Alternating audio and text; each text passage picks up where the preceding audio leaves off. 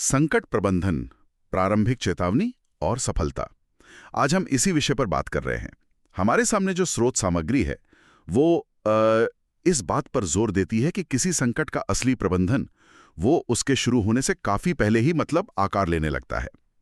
मुख्य विचार जहां तक मैं समझाऊं ये है कि अगर आने वाली गड़बड़ी या विफलता को पहले ही भांप लिया जाए, तो सुधार करने या रास्ता बदलने के लिए वो कीमती समय मिल जाता है। चलिए इस सोच को थोड़ा और खोलते हैं। हाँ, देखिए, आमतौर पर संकट प्रबंधन को क्या कहते हैं, आग बुझाने कैसा समझा जाता है ना? हाँ बिल्कुल, रिएक्शन मोड में। बिल्कुल, लेकिन ये स्रोत एक अलग नजरिया पेश करता है। ये सक्रियता के बारे में है। मतलब संकट का इंतजार करने के बजाय शुरुआती संकेतों को पकड़ना और उन पर काम करना। स्रोत इसे संकट की आहट को महसूस करने या भांपने की क्षमता कहता है। ये भांपना, ये क्या सिर्फ एक अंदरूनी एहसास है या कुछ और, कोई गट फीलिंग जैसी चीज? ये गट फीलिंग से थोड़ा ज्यादा है। स्रोत के अनुसार ये सक्रिय अवलोकन है। छोटी छोटी बातों पर, बदलावों पर ध्यान देना, पैटर्न को पहचानना जो शायद ऊपर से देखने में सामान्य लगे। अच्छा। जैसे स्रोत में रुपेश जी अपने अनुभव से बताते हैं कि कैसे एक महत्वपूर्ण प्रोजेक्ट में टीम के सदस्य अचानक से मुश्किल सवालों से बच रहे थे। मतलब सिर्फ हाँ में हाँ मिला रहे थे। ये असल में गहरे भ्रम और संभावित देरी का पहला संकेत था।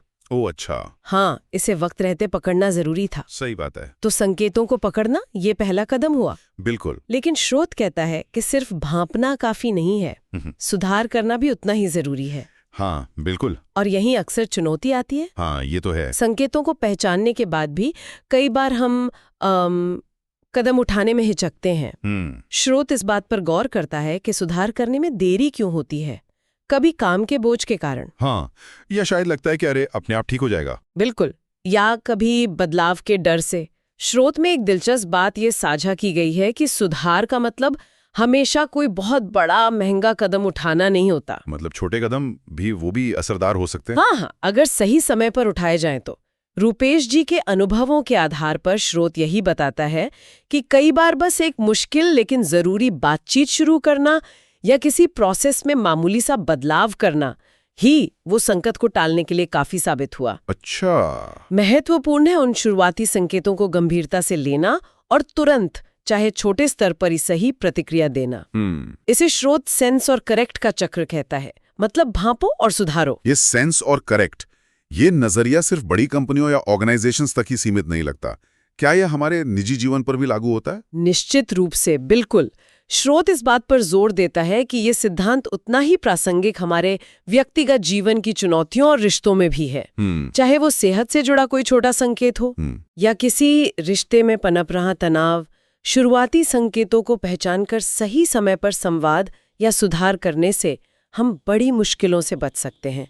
ये एक तरह से जीवन जीने का ही एक बेहतर तरीका है ना? हाँ, ये बात तो है। लेकिन मेरा एक सवाल है, क्या हर छोटी चीज एक बड़े संकट का संकेत होती है? इन संकेतों को सही ढंग से पढ़ना भी तो एक कला होगी नहीं? ये बहुत अच्छा सवाल है। और स्रोत भी मानता है कि हर संकेत खतरे की घंटी नहीं होता।